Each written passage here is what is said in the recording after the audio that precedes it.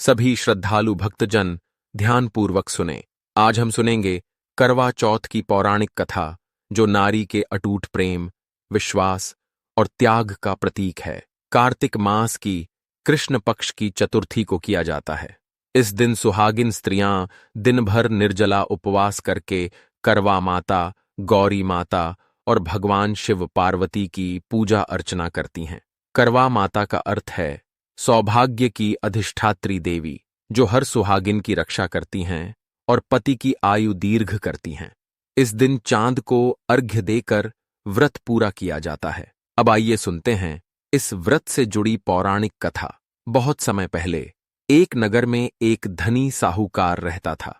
उसके 7 पुत्र और एक लाडली पुत्री थी। नाम था वीरावती। वह अपने माता पिता और भाइयों की आंखों का तारा थी। समय आने पर उसका विवाह एक योग्य युवक से हुआ और विवाह के बाद वह अपने ससुराल चली गई। कुछ समय बाद जब करवा चौथ का पर्व आया तो वीरावती अपने नैहर आई हुई थी। उस दिन उसकी सास ने कहा, बेटी, यह व्रत सुहागिनें अपने पति की दीर्घायु और सौभाग्य के लिए रखती हैं। जो इसे श्रद्धा से करती है उसका सौभाग्य अटूट रहता है। वीरावती ने प्रण किया, मैं भी आज पूरे नियम और भक्ति से यह व्रत रखूंगी। सुबह से उसने निर्जला उपवास रखा, न जल पिया न अन्न ग्रहण किया। दिन भर पूजा पाठ, कथा श्रवण और करवा माता की आराधना में लगी रही। दिन बीतता गया पर चांद निकलने का नाम नहीं ले रहा था। वीरावती बहुत कमजोर हो गई। भूख और प्यास से उसकी आंखों के आगे अंधेरा छा गया। यह देखकर उसके 7 भाई बेचैन हो उठे।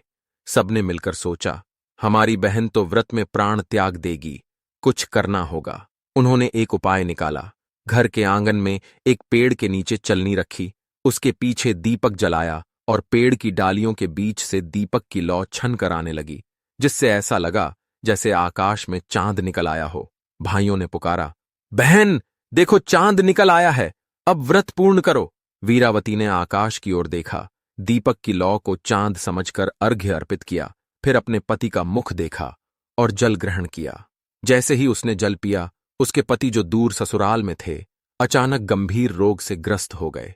उनका शरीर जलने लगा, चेहरा पीला पड़ गया और वैद्य कोई कारण नहीं समझ पाए। यह समाचार जब वीरावती के पास पहुंचा तो वह रो पड़ी और बोली, हे मां पार्वती, यह क्या हो गया? मैंने तो व्रत पति की दीर्घायु के लिए रखा था। तभी उसकी सास ने समझाया, बेटी, तूने अधूरा व्रत तोड़ा है। भाइयों के छल से बिना सच्चे चांद के दर्शन किए जल पिया, यही कारण है तेरे पति के इस रोग का।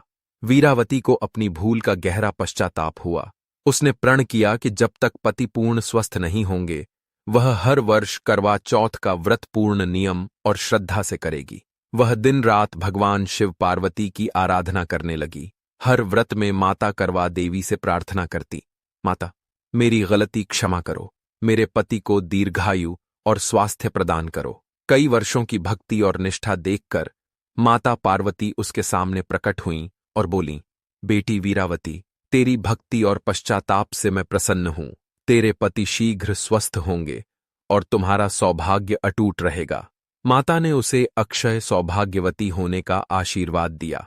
कुछ ही दिनों में उसका पति स्वस्थ हो गया और उनके जीवन में पुनः सुख शांति लौट आई। तब से हर सुहागिन यह व्रत करती है, पति की दीर्घायु और अखंड सौभाग्य के लिए।